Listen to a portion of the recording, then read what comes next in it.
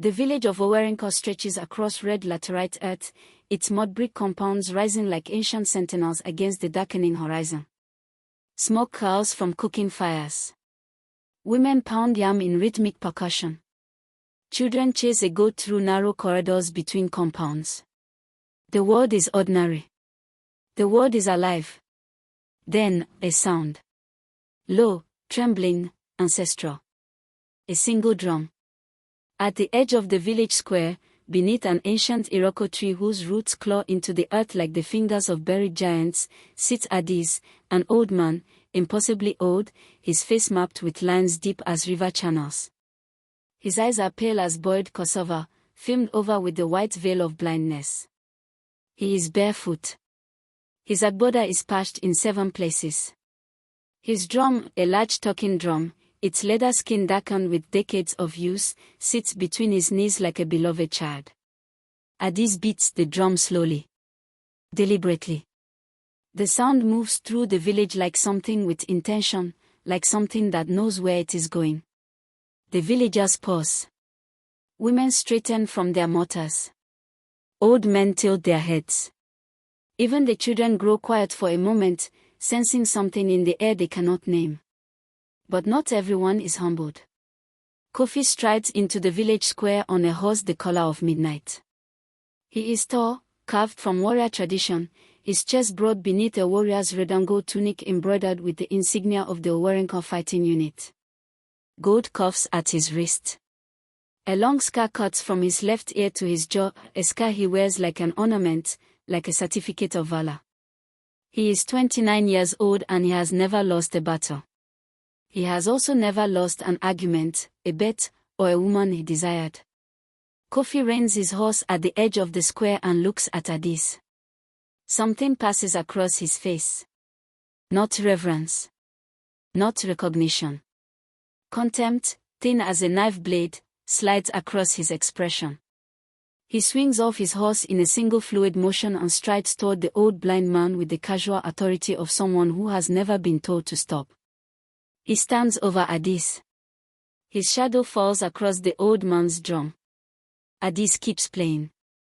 The drum does not falter. Kofi looks around at the assembled villagers, at the women who have stopped pounding, at the children picking around compound walls, at the old men watching from beneath their eaves. He opens his arms wide, a performer acknowledging his audience. He gestures toward Adaeze with exaggerated reverence, mocking the villagers' silence with theatrical piety. Then he mimes a blind man stumbling, arms outstretched, and the young men gathered near the palm wine stall erupt in laughter. Adaeze plays on. Kofi leans close to the old man's ear and claps his hands sharply, once, a cruel test, checking whether the blindness comes with deafness. Adaeze does not flinch.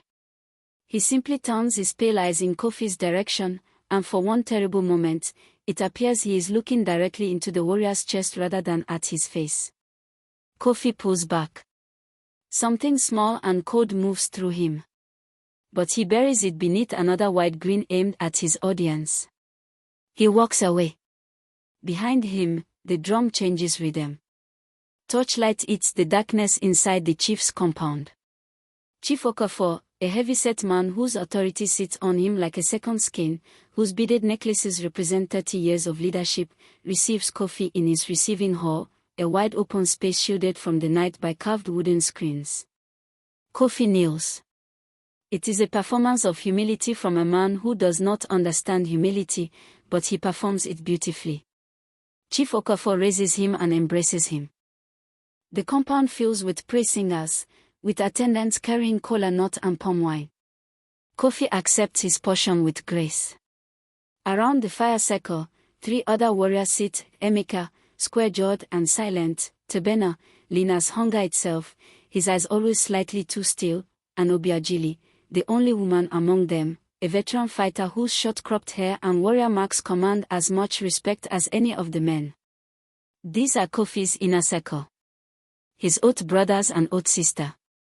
The 4 of them together have defended Owerri-Nka 3 times. Songs have been sung.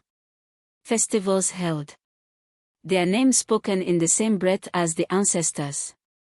Chief Okafor speaks at length, gesturing, his body telling a story of urgency. From his expressions, from the way the other warriors' eyes sharpen, something serious has been communicated. A threat. A neighboring territory pressing at the borders. A decision required. Kofi nods with the confidence of a man who has already decided everything. But the camera finds Tebena's face at the precise moment Kofi is being praised. Tebena's expression does not celebrate. Tebena watches Kofi with the patient, unreadable attention of a crocodile waiting at a riverbank. Something flickers behind his eyes, calculation so old it has grown comfortable in his face, like furniture he was born around. Nobody else sees this. Chief Okafor raises his cup. All raise theirs. In the background, faintly, impossibly, through the compound walls, through distance, the sound of a drum. Low. Rhythmic. The drum of Adaeze, still playing somewhere in the dark village. Tebena's hand tightens slightly around his cup. Dawn has not fully committed to the sky when the market of Owerri-Nka begins to breathe. Traders arrange wares in the blue prelights, fabric boats, ground pepper, smoked fish wrapped in leaves, pottery. The calls begin low and swell as light grows. Kofi moves through the market with his characteristic stride, two attendants behind him carrying his morning purchases. He accepts greetings like taxes he is owed. Women of the market press more gifts into his hands, a wrapper of roasted groundnuts, a small clay pot of honey, and he receives them with automatic charm. He stops at a fabric store where a young woman, Chinyo, arranges indigo cloth with quick, expert fingers. She is the chief's youngest niece, and her beauty carries the kind of weight that bends conversations around it. When she looks up and sees Kofi, something warm moves through her face, unguarded, genuine. She reaches for a length of gold-threaded fabric and holds it against his tunic, assessing. Their closeness communicates everything. This is not new. From across the market, Tebena watches. He has been watching for some time, positioned behind a column of stacked clay pots with a deliberateness that speaks of premeditation. His stillness among the moving market is conspicuous only if one knows to look for it. Nobody looks.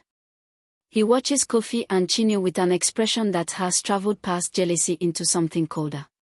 Something decided.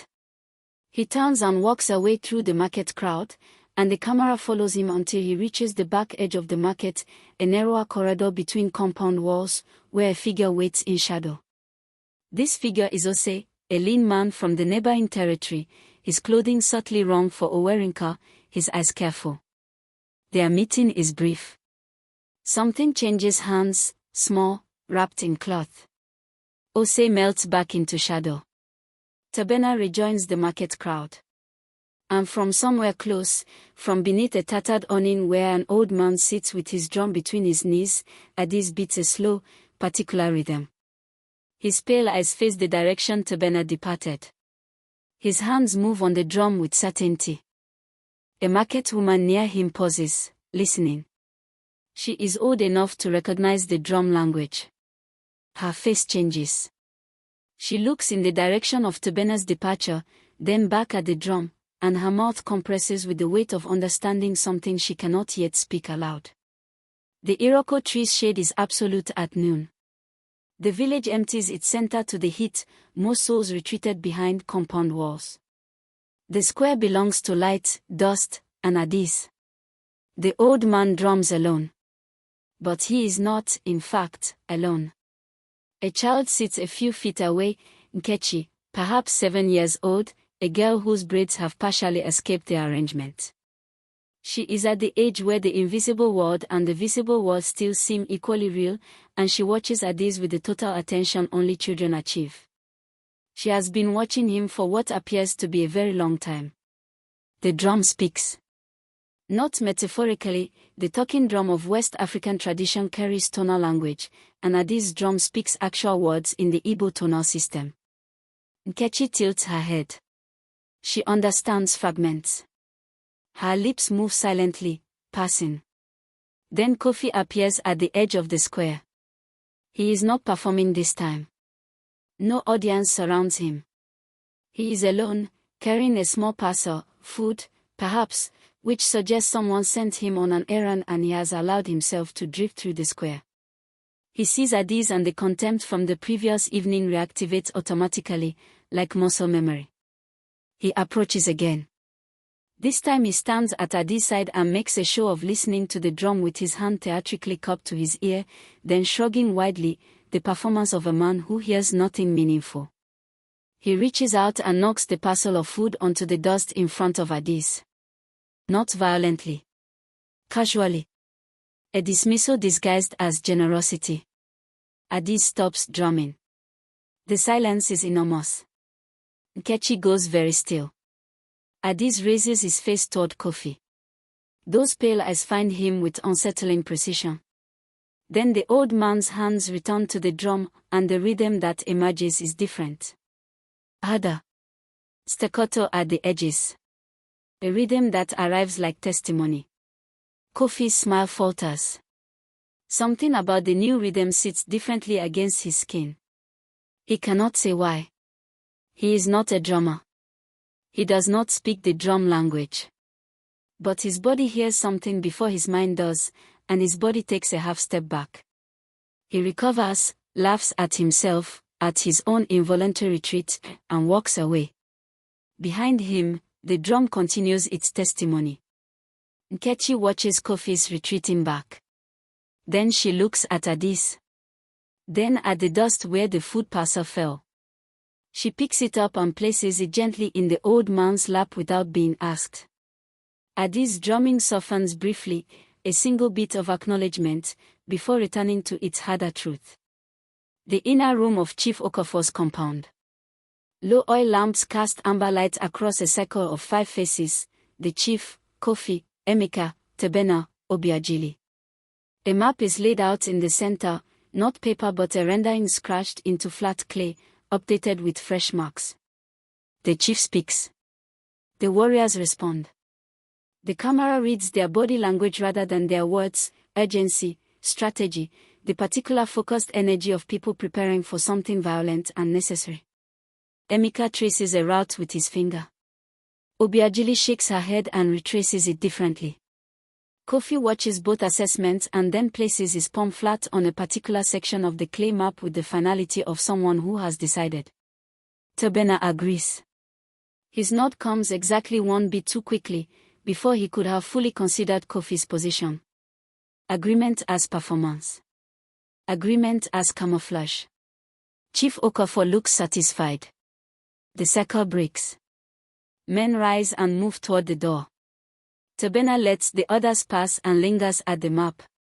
His finger moves to a different section, a section not under discussion, and traces it slowly.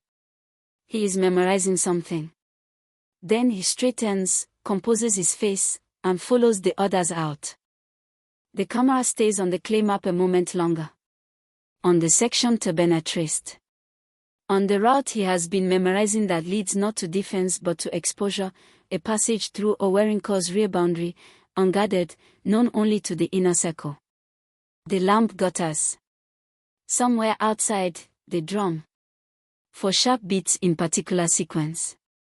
Then silence. A small hut at the village's oldest edge, where the compound walls crumble into the earth and the iroko roots push up through the floors of abandoned rooms. Adaeze's hut is spare, a sleeping mat, a grinding stone, small clay pot arranged with blind man's memory, a wall hung with ancestor masks whose hollow eyes give the room a watching quality. And the drum. Always the drum, resting in the corner like a living thing asleep. Adaeze enters his hut carrying the food parcel Nkechi retrieved. He moves with the confident economy of a man who has mapped his world in other ways. He sets the parcel down. He settles onto his mat. His hands move to his knees and rest there. Then, a visitor. The elder woman from the market, the one who recognized the drum language, appears at his door. She is Mama Uno, 70 years old, spine still straight as a warrior's, face full of everything she has survived. She enters without announcement, the way old people who have known each other long enough stop requiring announcement. They speak. No words reach us, only the visual texture of the conversation, Mama Uno's urgency, her gesturing hands, the way her face keeps returning to fear and then to resolution. Adaeze listens with his full body, that quality of attention blind people develop where the whole self becomes an ear. When she finishes, Adaeze sits very still for a long moment. Then he moves to his drum. He begins to play. What emerges is unlike the rhythms we have heard before. This is not testimony or warning or contemplation. This is invocation, the old drum language that calls on something older than the village, older than the chief's authority, older than Kofi's wars. The masks on the walls seem to sharpen in the lamplight. The shadows move with purpose. Mama Uno watches with her hands pressed together, her lips moving. Adaeze plays until the lamp burns low. Kofi sleeps. Then lower. His room breathes with the relaxed depth of a man whose conscience he believes to be clean.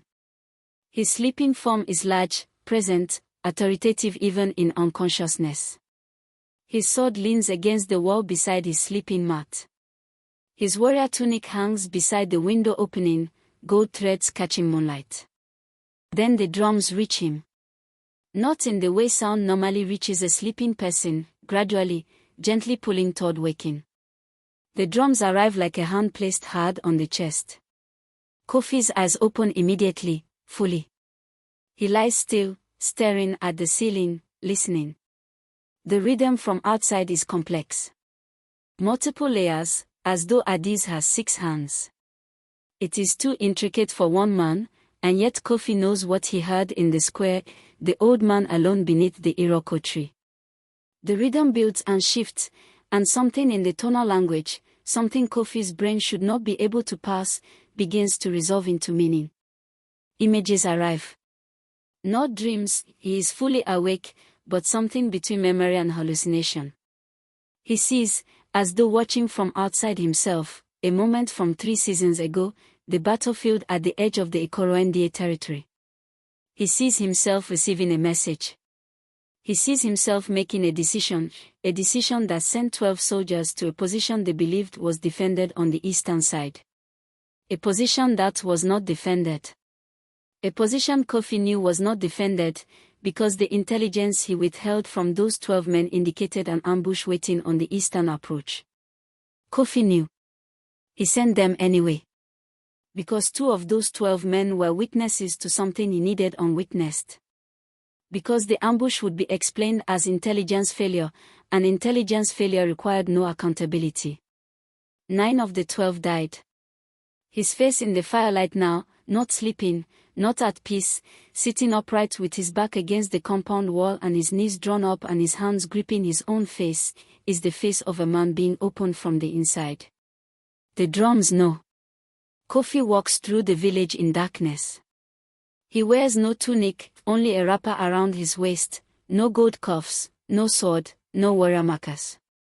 He is a man stripped of his performance. He walks like someone being pulled rather than going, his feet covering ground his will has not fully agreed to cover. He reaches the square. Adaeze sits beneath the iroko tree in the darkness as though he never left, as though sleep is not something the old man requires. The drum rests. Adaeze's hands are still on his knees. His pale eyes face the direction from which Kofi approaches. Kofi stops 10 feet away. He cannot make himself go further. The proximity of Adaeze's unseeing gaze is a physical force. He stands in the dark and the thing inside his chest that he has been organizing his entire life around avoiding, the knowledge of what he is, the inventory of what he has done, presses up against the inside of his ribs like floodwater against a compromised dam. He sinks to the earth. Not kneeling, collapsing, the way large structures collapse, too suddenly and completely for grace. His hands find the red laterite soil and grip it. His face goes down. Adaeze does not move for a long moment.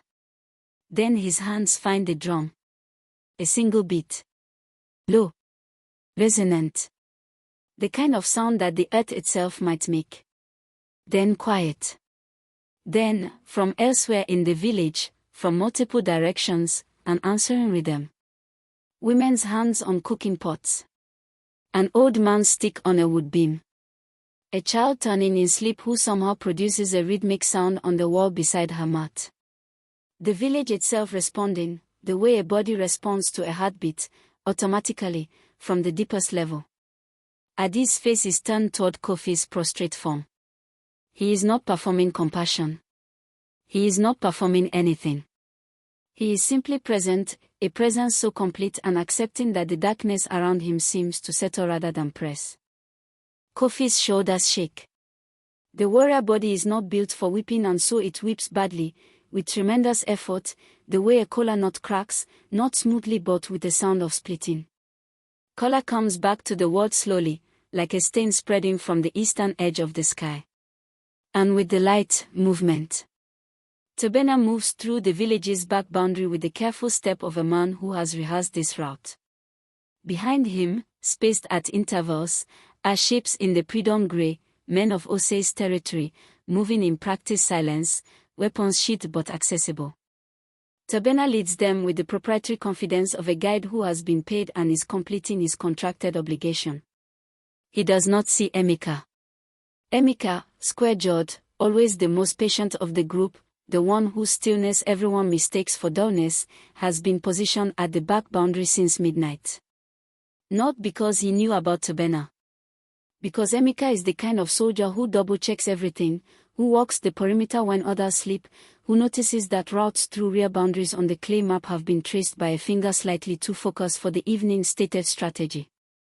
Emeka's signal, 3 sharp knocks against the compound wall, brings Obiagili from one direction and village guards from 3 others. Tobena stops walking. The men behind him stop.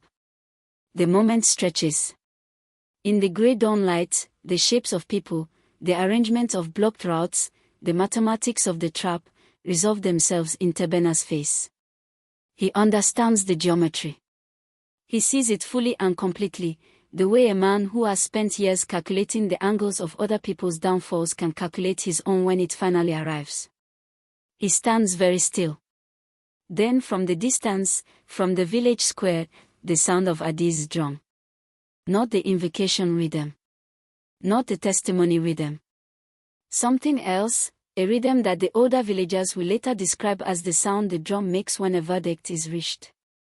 When the truth has finished traveling and has arrived. Tobena's stillness breaks. Not in the direction of resistance but in the direction of collapse, not physical but internal, the organizational principle of his deception suddenly withdrawn, leaving his face with nothing to hold its composure against. Obiagili walks forward. She does not look like someone who has been betrayed, though she has been, they all have been, the oath circle violated from inside. She looks like a woman completing a task. She takes Tobena's arm. He does not resist. The hired men behind him, mercenaries without the sustaining force of ideology or loyalty, melt back into the borderland darkness. By the time the sun has fully claimed the sky, the village of Owerri-Nka has gathered itself into the square. Not in the frantic, ragged way of emergency but with the measured assembly of people summoned to witness something important. Women, children, elders, farmers who have paused their morning walk. Chief Okofor at the center, his bearded authority present and solemn. Tobena stands before the chief. Bound. His warrior marks visible on his arms and neck, the insignia of Owerri-Nka fighting service written on his skin as accusation now rather than honor. He is not weeping. He is the particular kind of still that comes after calculation has been exhausted and there is simply nowhere left to move. Kofi stands to the side.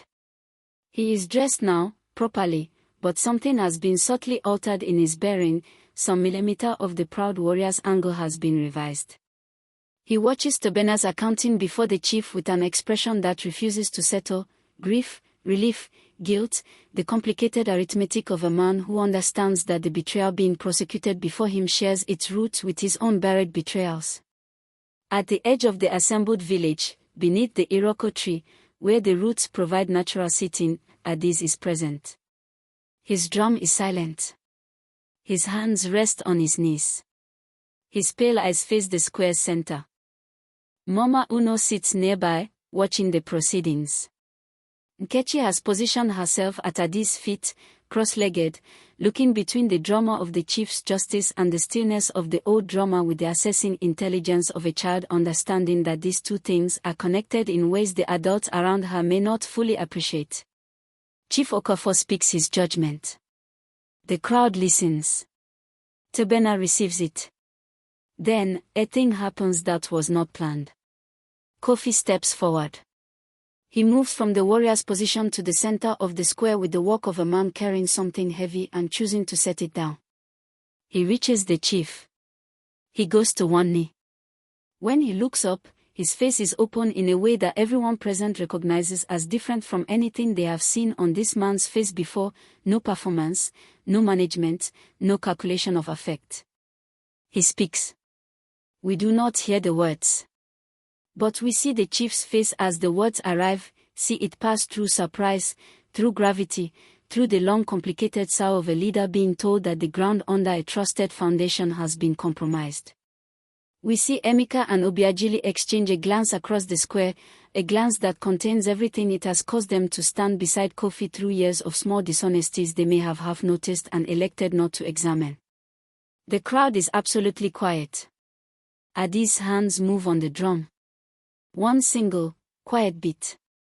Then another. A rhythm builds, not the invocation, not the verdict sound, not the testimony. Something different. Something the oldest people in the crowd recognize and respond to with the relaxation of people who have been waiting for something to resolve, the rhythm of reckoning accepted. The rhythm of a man who has turned toward the truth and kept walking. The river at the southern edge of Owerri-Nka territory runs clear and cold over smooth brown stones. An ordinary afternoon on its banks, women washing cloth, young men bringing water pots, children testing the current with their feet and retreating laughing from the cold. Kofi comes to the river alone. He wades in fully clothed, the warrior tunic, the gold-threaded fabric, all of it, and stands in water to his waist. The current moves around him. He looks downstream, where the river bends and disappears into the forest's dark embrace. He reaches up. Removes the gold cuffs from his wrists, one at a time.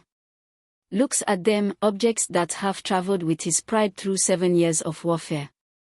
He places them on the water and releases them.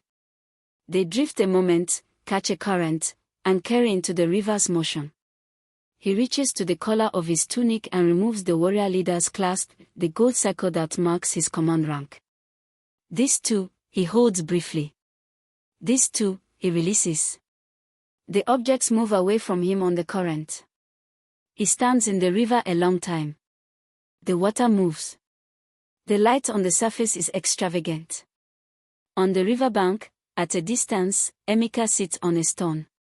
He has followed Kofi at a distance, not to witness, not to judge, but the way a man with a sense of someone's weight will position himself nearby without requiring acknowledgement. He is simply there. Kofi eventually comes out of the river. He is soaked, stripped of his insignia, his face carrying the exhausted openness of a man who has put down a weight he has been carrying so long he forgot it had a name. He sits on the bank beside Emeka. They do not speak. They watch the river. From somewhere, far away, but present in the way that Adaeze's drum is always somehow present, a rhythm moves through the afternoon air. Something that sounds, for the first time in the film, like resolution. Like the sound a drum makes when the story it was carrying has been fully told and can rest. The sun begins its final walk on the sky. The iroko tree holds its shade against the evening light, which turns everything it touches to copper and amber. Adaeze sits beneath the tree. His drum is in its place. His hands are still. Footsteps on laterite earth. Kofi crosses the square. He is dressed simply now, no tunic of rank, a plain wrapper, nothing that marks him above anyone else. He carries a small stool.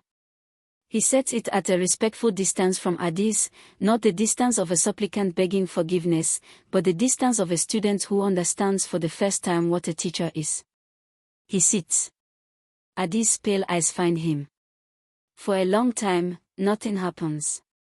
The village moves around them, cooking fire starting, children called inside, the gradual winding down of the day's labor. The square slowly empties until the iroko tree and the two men beneath it are the still center of the village's evening motion. Then Adaeze reaches forward and places the drum between them. Not his drum, a smaller drum, a student's drum, carried apparently beneath his aboda all this time. Old. One at the skin edge. A drum with a history in it. Kofi looks at the drum. He reaches out, with the careful reverence of a man who has recently learned what reverence actually costs, and places his hands on the skin. Adaeze's hands return to his own drum. He plays a rhythm. Simple. Foundational. The kind of rhythm that is the root from which all complex rhythms grow. He pauses. Waits. Kofi's hands press against the smaller drum. He attempts the rhythm. It is imperfect, halting, the hands of a warrior are used to this kind of precision. But the attempt is genuine. The attempt is the whole point. Adaeze's response rhythm shifts, accommodating, correcting gently, demonstrating again. Nkechi appears from behind the iroko's roots, where she has apparently been waiting for some time. She settles cross-legged in the dust at Adaeze's side, her small face between delight and solemnity, witness to something she understands at the level children understand most important things, completely and without being able to articulate why. Kofi's hands find the rhythm again. This time it holds. One bar, then two. Adaeze's drum meets it. The two rhythms braid together in the copper evening air, the ancient and the learning, the knowing and the beginning to know. From inside the nearby compounds, from behind compound walls, the sound carries. Heads turn. People pause their evening walk.